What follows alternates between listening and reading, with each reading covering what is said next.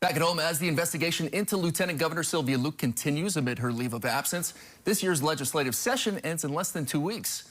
Joining us now with more is Governor Josh Green. Aloha. Good morning, Governor. Thanks for stopping by with us. Aloha. Your concern for corruption in our local politics, including at some pretty high levels.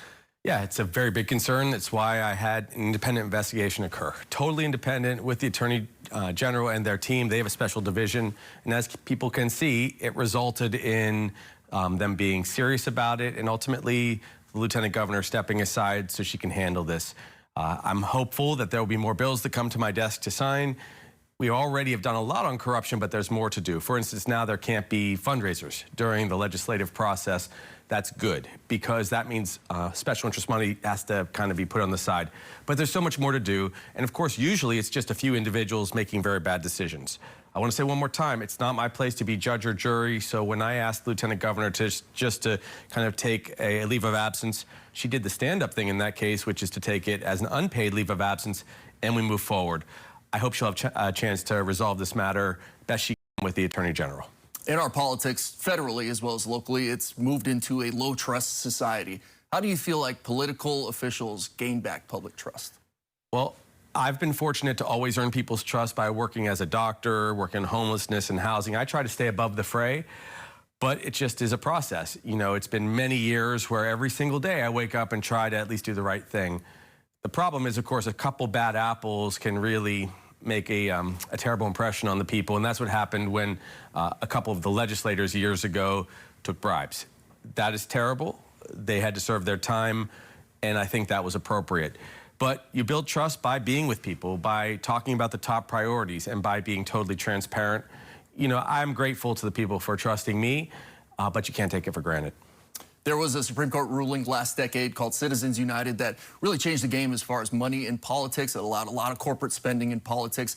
There's a local bill that's aiming to fight back against that, hopefully take it back to the Supreme Court. Do you feel like that legislation or any other legislation could help solve this problem?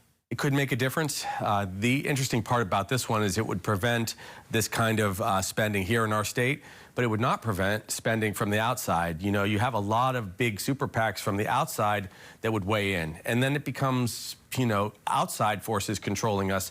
But look, if they give me a good bill, I'll likely sign it as long as it, you know, kind of meets constitutional mustard.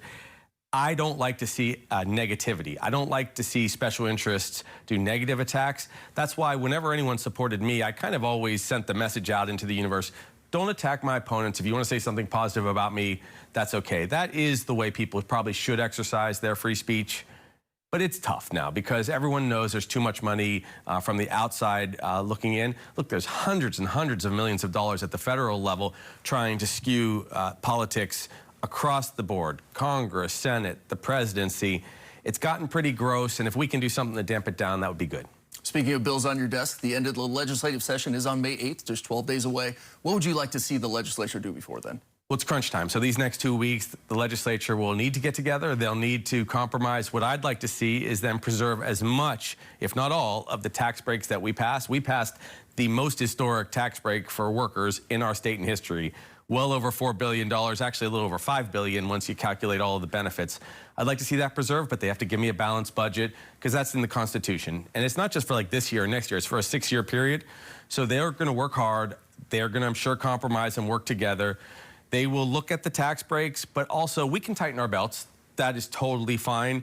The challenge, of course, is that now we also have the flood relief that we have to, you know, address. I did bring $175 million from reserves that we had. We have the capacity at the end of the year to either leave a cushion or take care of people with that cushion. And obviously people on the North Shore, people in Kona, people over in Waianae, people on Maui, everywhere. They got hit by this storm. We had over 350 houses that were essentially destroyed.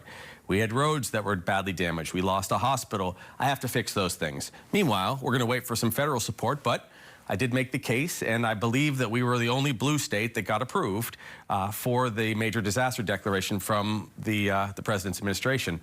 I feel good about that because I always want to take care of our people. So what that does is that tends to fill in the gap. That gives us 75% of all of the damages for public assistance covered.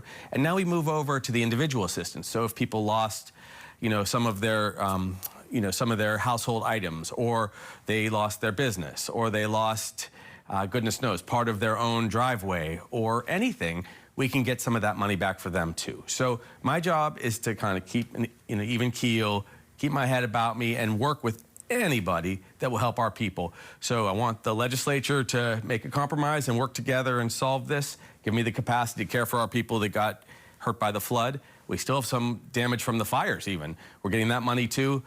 Give me a balanced budget that is sensible, and I'm always going to focus on affordability and housing. The ledge has been really great on that, so I want to keep seeing more of that. But these are tough times because you have the war in Iran. It supercharged the cost of gasoline. That hits us. That means plane tickets are going to be more expensive. That means it might be more difficult to see the number of travelers here. That could drift down. So I will be prepared. We have $1.7 billion in the rainy day fund, also stable, sitting there in case. I have all of these options on the table, and I'll work with my colleagues at the legislature to make it work for our people. I want to get a little bit more into that. I spoke with Carl Bonham from the University of Hawaii Economic Research Organization. He said even if this war were to end tomorrow, which we have no idea when this would happen, the Strait of Hormuz opens, these oil shocks could last a year, if not more. When you look at HECO raising prices potentially 20 to 30%, our gas prices have gone up over $1. Young Brothers has had to raise prices. Affordability here in the island seems like it's in a tough spot. Economically, what are you looking at for the future? Well, it kind of feels like every time I get a step move forward, like lowering taxes, they pull us a step or two back with a war or the higher gas prices, the higher food prices. But I'll just keep fighting. Now, on energy specifically, when you see the volatility in the energy market with the price of oil going through the roof because of the war in Iran, I think it does kind of make the case that I have been making, which is we should diversify our energy portfolio. I want to have fully renewables. I want to get there on our timeline. I was actually the sponsor of the bill back in 2006 when I was a state rep, okay? However, we know that the Trump guys are pulling away from some of the renewable tax credits. We know that they're favoring things like oil. I proposed LNG, which will decrease our costs by about 20% because we'll have $2 billion of investment from a company out of Japan that we're working with. We will have loans from the federal government. That gets us to our renewable future and gets us off of oil that's coming out of places like Libya. Can you imagine we're still buying fuel from Libya, oil from Libya, and now you got the Strait of Hormuz, which has got minefield through it? I mean, we have to be more intelligent than that. And so I'm going to keep pushing to have a diversified portfolio so when these kind of things happen, we don't see these huge increases in our costs, our electric bills, our gas prices. In the short term, it's going to hurt us. But I will tell you, my plans are going to go into play over the long term. And frankly, the future is rooted in the present, which is to say the things we do today on diversified energy, the things I'm doing on homelessness now to get people off the streets so they don't go into the ER, that pays dividends in the future because we don't have such cost. So you have to think about the future, but in the moment, these next 2 weeks, let's get a balanced budget and we'll all work together. Lots of challenges out there in the universe, but we have good control of our own destiny in Hawaii as long as people work together.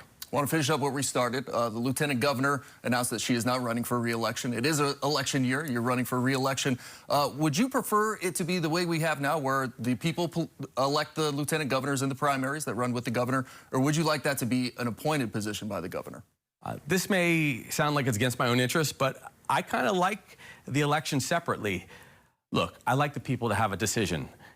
I probably would have never gotten to become lieutenant governor if we didn't have an election that the lieutenant governor runs separately from the governor. I had to earn my way in there. Despite what people may say, I was able to show people who I am. I was working on homelessness and housing and healthcare, and I'm grateful the people chose me. And then I got to work on the COVID crisis. If I hadn't been able to run independently, I probably never would have been lieutenant governor. I wouldn't have been at the point on COVID, and then I wouldn't have gotten the opportunity to serve as governor, which I'm forever grateful for. So I like people getting to earn their way. I do have to say, I feel sad about what has happened with Sylvia as a person, but she's going to deal with her challenges, and I'm sure she'll be okay. That's her, her responsibility. I do have very strong positive feelings about Derek Kawakami. He and I worked closely together. We're the only two elected officials that were in office the whole time in the executive branch during COVID. He knows how to deal with crises. He is a friend of mine. We'll be able to move forward together if he's chosen in the primary. The people get to choose. That's the best thing. They can choose whether it's me again for 4 years. They get to choose whether he's the next man up in the lieutenant governor race. But choice is good, and that's how you beat corruption. You give people a choice.